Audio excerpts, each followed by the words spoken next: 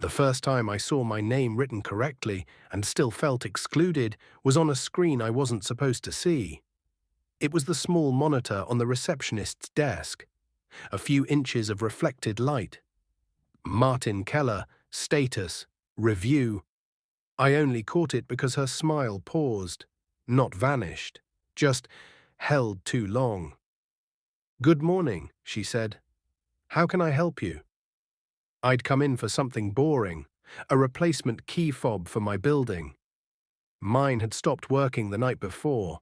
The reader flashed red. I tried again. Same result. I ended up waiting outside in the cold until a neighbor came through.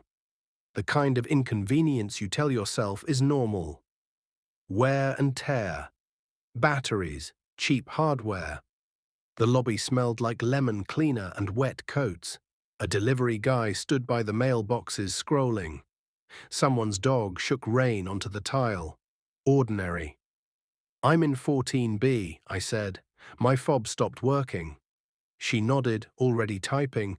Her nails clicked in a steady rhythm. Then the rhythm stopped. Her eyes didn't leave the screen, but her face adjusted the way people do when they reach for a different script. "Oh," she said quietly. "Okay." "What?" I asked. "Nothing," she said. "Just one moment." I watched her hand move beneath the desk. Not dramatic. Just a quick press of something out of sight. A second later, the building manager came out from the office behind her. Jason. I'd met him twice, mid-30s, crisp shirts, always smelled faintly of cologne and printer toner. He didn't look at me first. He looked at the receptionist's screen. Then he looked at my hands. Then he looked at my face. "Morning," he said. His voice was friendly in tone and empty in weight. "Can I see your ID?" I blinked. "For a fob." "Policy," he said, like the word solved it. I handed him my driver's license. He took it carefully, like it mattered how I let go. He compared it to the screen. Not to me, to the screen. Then back to me again, but not as a person. As a match that hadn't settled. "Okay," he said. "Do you have anything else with your name on it?" "Like what?" "Another ID, a card, anything official." I felt heat climb my neck, not anger, a kind of exposure. "My wallet," I said. "It's here." He waited without moving, so I gave him my credit card. He didn't touch it. He watched my fingers on it, like the gesture itself was part of a check. The receptionist kept her eyes down. Behind me, the delivery guy stopped scrolling. Silence in a lobby is never true silence. It's just everyone listening without admitting it. Jason finally took the card, glanced at it, then handed it back. "Okay," he said. "We'll get you a temporary access code." "For how long?" I asked. "Today," he said. "Maybe tomorrow. We'll sort the fob once the system clears." "The system," I repeated. He smiled with his mouth. "It's probably nothing." He slid a small paper across the counter with a 4-digit code written on it. The kind of thing you'd use to open a storage unit. "Just enter that at the door keypad," he said. "If it doesn't work, come back." I took the paper. The code felt too light to be a solution.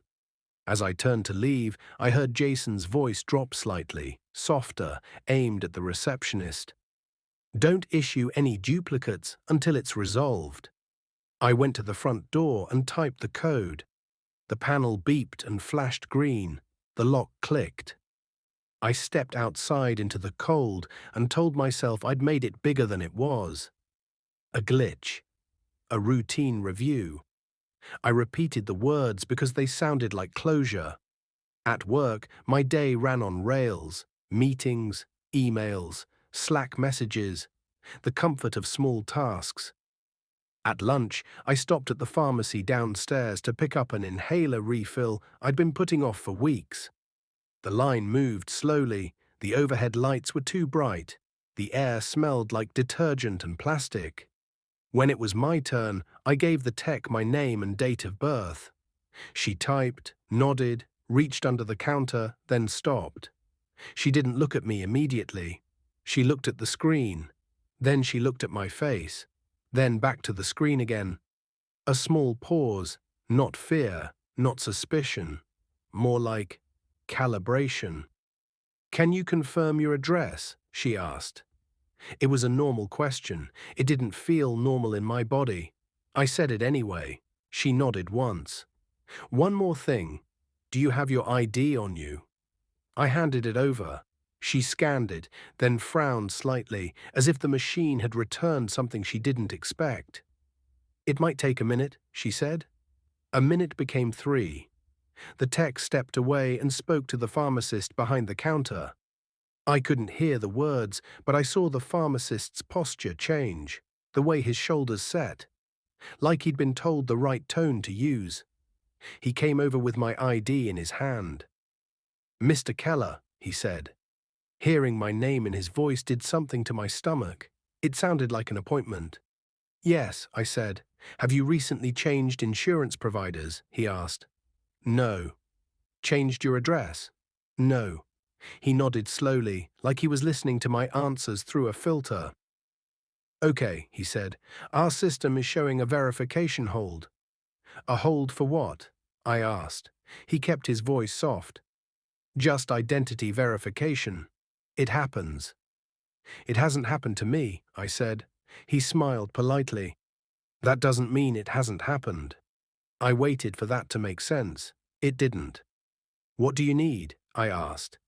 He turned the screen slightly toward me, not enough to read everything. Just enough to see a yellow banner across the top. "Account under review." "There's a number you can call," he said. "Your insurer, or you can come back tomorrow. These things clear." I took my ID back. My inhaler stayed behind the counter like it belonged to someone else. Outside, the sidewalk was full of people who looked like they had access to their own lives. I pulled out my phone and called my insurance provider. Automated menus. A calm voice. "Please state the reason for your call." "Verification hold," I said. Pause. "I can help with that," the voice replied, too smooth. "Please confirm your full name." I said it. "Date of birth." I said it. "Current address." I hesitated, and the hesitation felt louder than it was. "Sir," the voice prompted, still gentle. I gave it. There was a soft clicking sound, like a keyboard. Then the voice changed. Not the content, the tone, from helpful to controlled. "Thank you," it said. "One moment while I review your profile." Music started, light and cheerful, the kind designed to keep you compliant. A different person came on the line. A man this time, calm and professional. "Mr. Keller," he said, "we're seeing an inconsistency in your identity verification."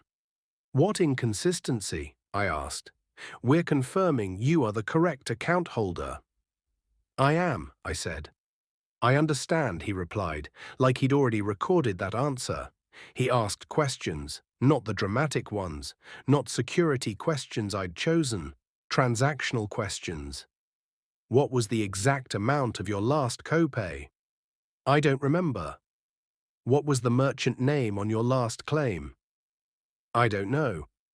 "What time did you access the member portal yesterday?" "I didn't," I said. "I was at work." A pause, then very softly he said, "Okay." Not okay as reassurance, okay as conclusion.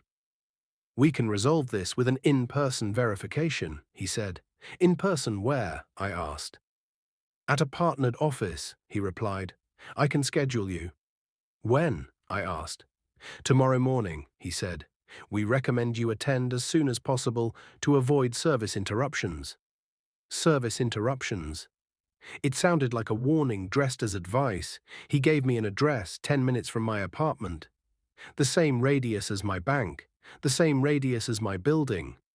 As if the city had a small invisible net and I'd finally felt the edge of it. When I hung up, a notification appeared on my phone. "Building access updated." For a second I felt relief. Then I read the line beneath it. "Primary resident, Martin Keller. Pending, pending." like I was living in my own apartment on a temporary status. And for the first time all day, I didn't think glitch. I thought someone had changed something, and the system was informing me after the fact. The partnered office was in a medical building that smelled like carpet glue and disinfectant. Same neutral colors, same soft lighting, same quiet music that made everything feel managed. At the desk, a woman in a navy cardigan scanned my license, glanced at her screen, then looked at my face. Not hostile, just aligning. "Have a seat, Mr. Keller." She didn't ask what I was there for. She already knew. A door opened. A woman called, "Martin." I stood. She checked her tablet. "Martin Keller," she confirmed. "Yes. Come with me." The room wasn't clinical. No exam table, just a desk, a webcam on a tripod, and a ring light aimed at a chair. "Is this for insurance?" I asked. "It's for verification," she said.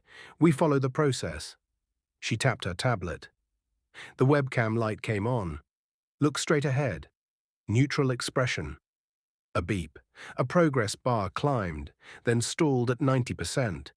Her eyes narrowed by a fraction. "Okay," she said softly. "One moment." She left with my ID. I sat alone with the webcam pointed at my face, the ring light humming like it was waiting. When she returned, a man in a blazer stood behind her shoulder. Late 40s, clean haircut, corporate calm. He didn't introduce himself. He looked at the webcam, then at me. "Mr. Keller," he said, "we need an additional step." "What step?"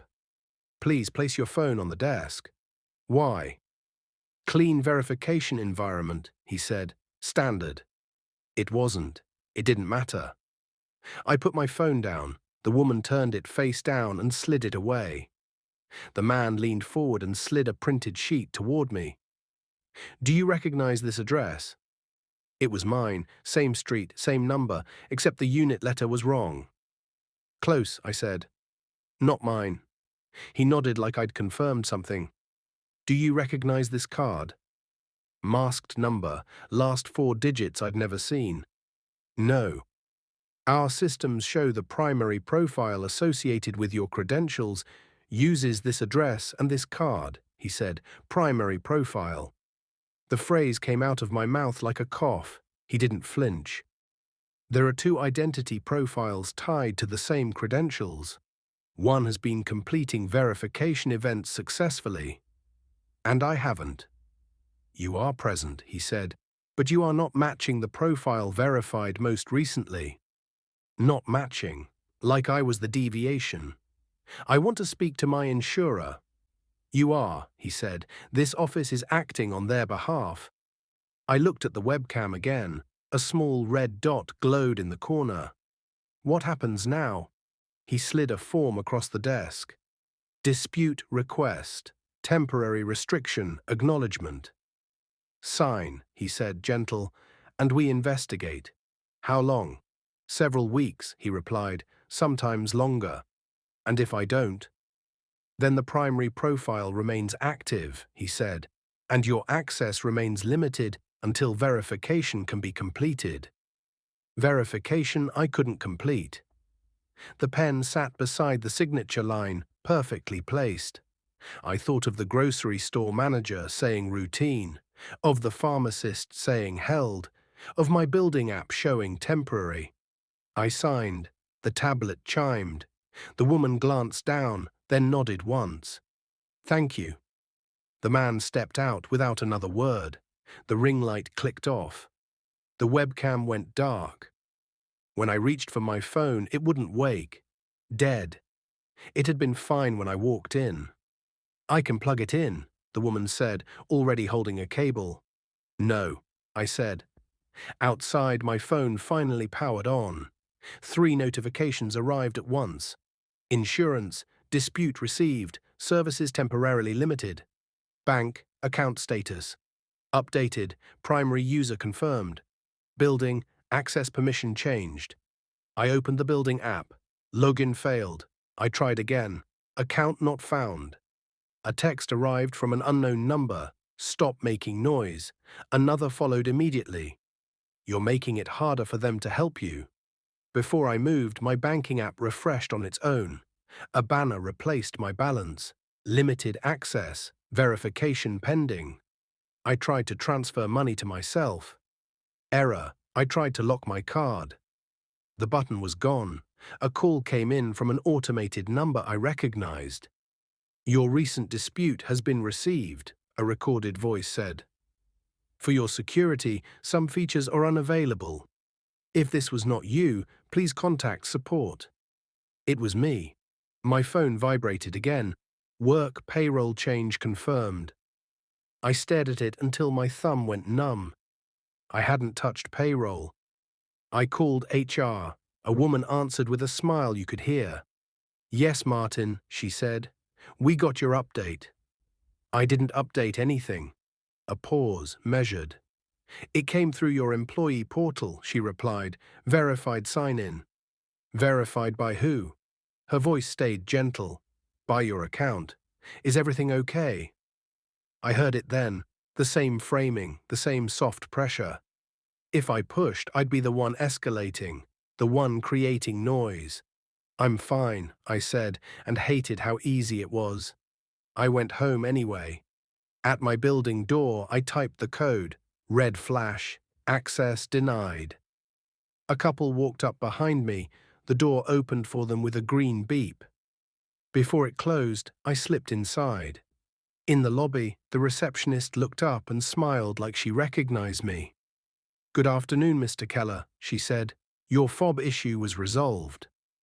She held up a black key fob between two fingers. Great, I said. Can I have it? Her eyes flicked to her screen, then back to me. Oh, she said, still smiling. This one is for the primary resident. Then, with the same softened voice the cashier had used, she added, just a moment.